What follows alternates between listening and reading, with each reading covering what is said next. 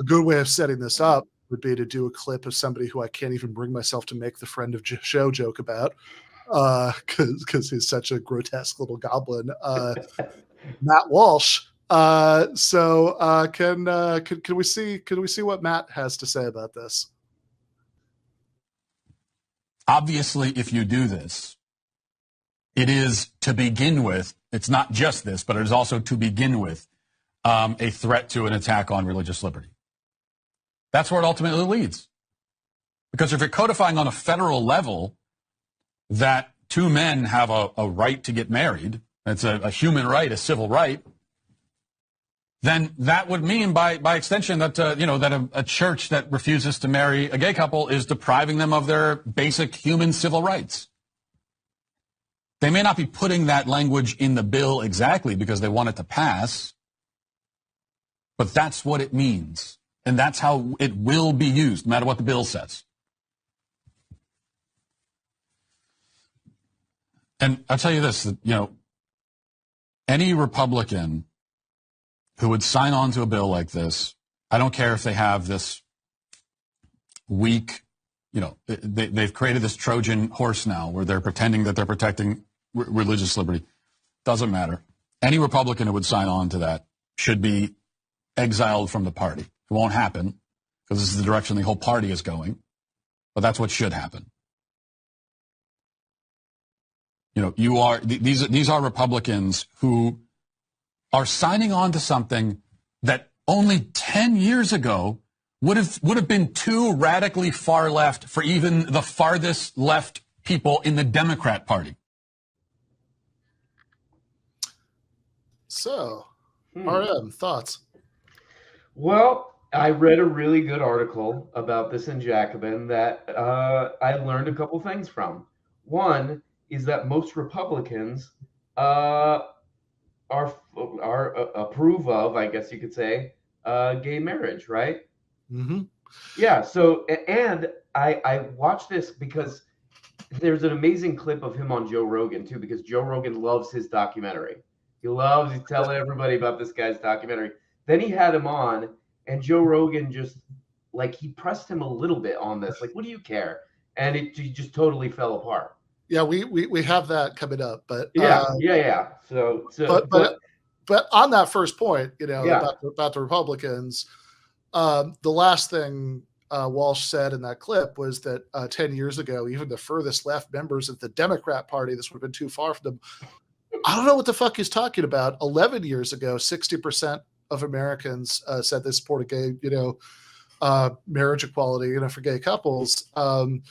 And now that's, it's continued to climb since then. It's 71% as of last year, but it was, again, 2011. So more than 10 years ago, it was already 60%. And yeah, at that point, I'm sure most Republicans were against it. But as of 2021, I think 55% or something of Republicans are fine with it. And again, it's also the position of 70% plus the country. So all of which is to say, I love the idea that nobody who doesn't support this should ever be a Republican. That's absolutely, they should run with that. I think Matt Walsh has some good ideas there. But yeah, I'm sorry, I cut you off. No, yeah. I always see Joe Rogan as a good, taking the temperature of maybe what, I don't know, not the average person, but somebody who's doesn't maybe wouldn't come across your article, what they would think. And he's just like, what do you care who gets married? And what's interesting too is when that Joe Rogan clip started coming out, I read some of their comments, some of the Matt Walsh comments, and even their own audience is not on board with them, a lot of them, because I think they fancy themselves libertarians a little bit still. And they're like, yeah, this doesn't seem like freedom, So they're kind of torn on it. But what's weird about that is they also think if you talk about anything, if anybody says anything about the LGBT community anywhere in media, that's indoctrination at the same time. So it's a little bit hard to figure out, but even his own audience doesn't seem really on board with this, which is kind of strange. Yeah, that's always encouraging when it does happen. The other time I think Jake actually said this, that we it might have been a time we were pulling together Ben Shapiro clips for some other purpose, and he looked at the Daily Wire's like why labor unions are bad video, and he said, under there, right, there was a lot of evidence in the comments that like he wasn't even really getting buy-in on that from the Daily Wire audience. Right. Almost feels like they're kind of pushing this message more than it's all of them in it together with a lot of this stuff. Yeah. No, for sure. I mean, I think that I think it is really encouraging. Like it's sort of actually unambiguously good that like this is something that, as hard as it can be to remember, Matt Walsh's timeline is a little bit off, but I mean it politics of this, certainly within my memory, were very different. 2003, a sitting U.S. Senator, Rick Santorum, said that if we allowed gay marriage, then we might as well allow man-on-dog marriage, infamously, USA Today, and even George W. Bush, who was in certain ways often tried to pitch himself as a sort of kinder, gentler conservative on domestic issues, got tons of mileage out of opposing marriage equality in the 2004 election. Like there were a ton of states that passed ballot initiatives to ban it, sometimes like redundantly, like double or triple ban it when it was already banned, just as a way of getting right-wing evangelicals and conservative Catholics out to vote in swing states. Right. Yeah, that's really you respect your audience when you're doing stuff like that. Yeah, exactly. And Silver Points says, do not try to confirm that quote by Googling Santorum. Right. I remember that, yeah. Yeah. But, and even as late as 2008, there were,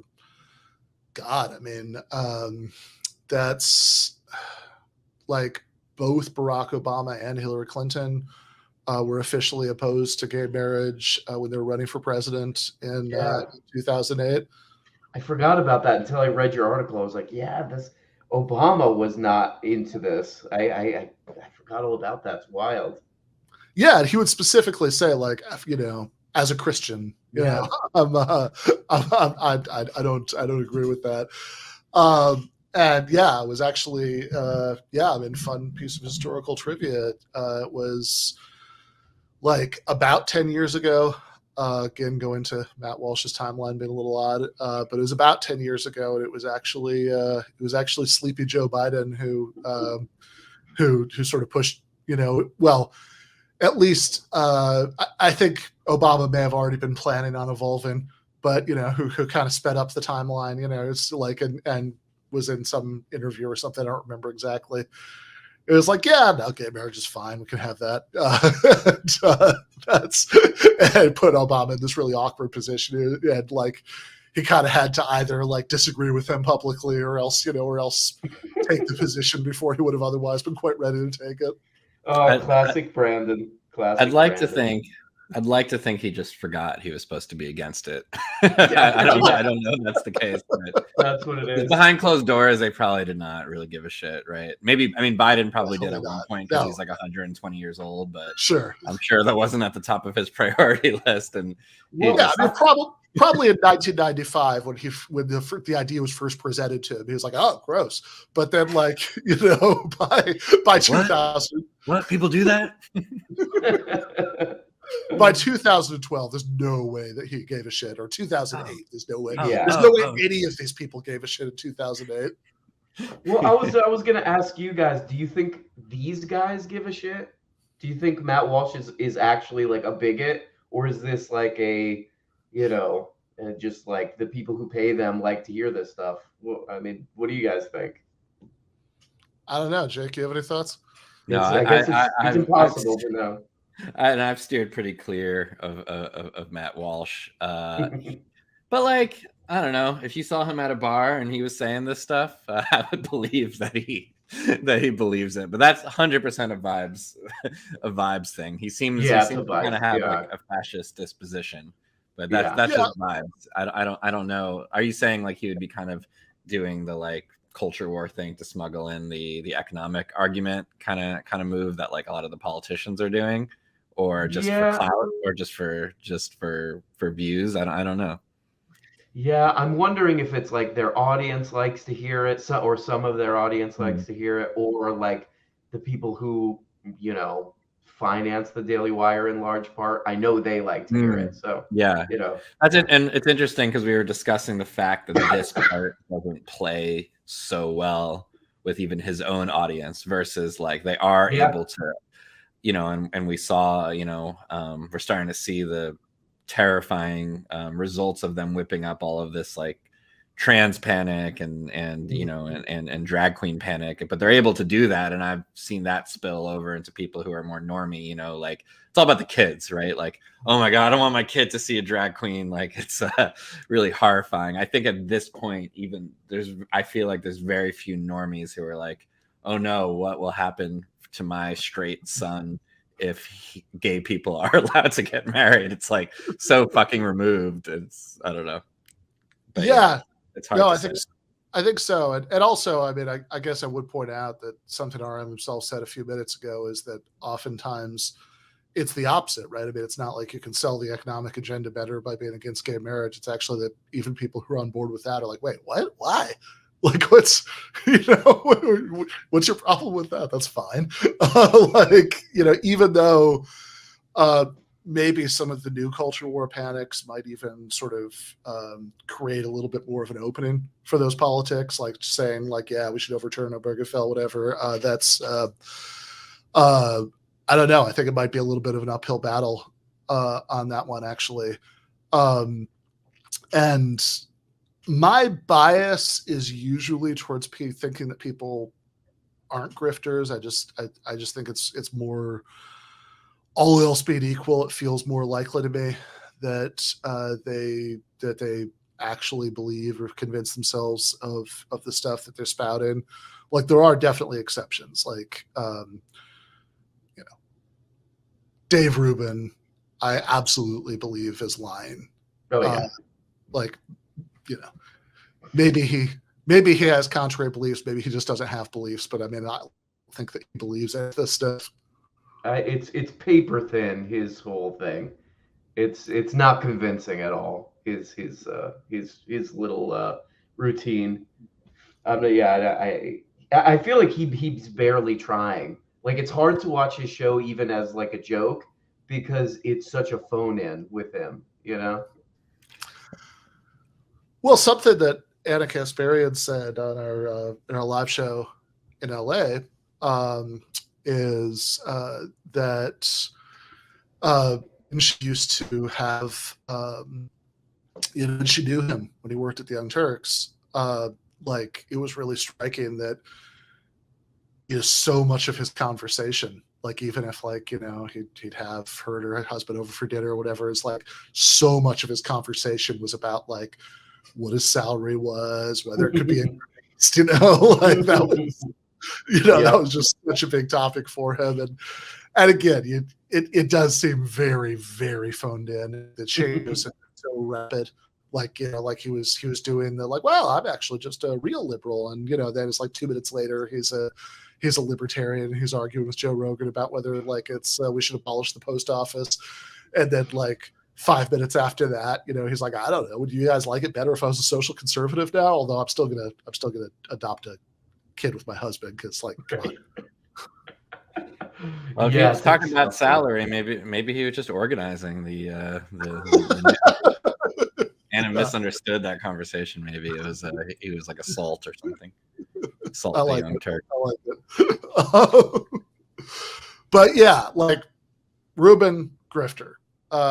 Milo Yiannopoulos, have you said the name? 100% full on 19th century, going from town to town selling monorails, grifter. Kanye West, he's Kanye West's friend now. Did you see that? They're like I did buds not now. see that. Yeah. Unsurprising, sadly. I know. One of the least surprising team ups. Maybe, yeah, Kanye can just hire all the sort of, right-wing grifters who get deplatformed. They'll just go over to Kanye and he'll put them to work in his, clothing factory or whatever. Yeah, that would be the most amazing possible outcome. But yeah, but yeah, I mean, so clearly real grifters exist. I guess there's no way to really know, but my impulse for most of these guys, your Shapiros, your Petersons, your Matt Walshes, is to think that they actually do believe all of this bullshit.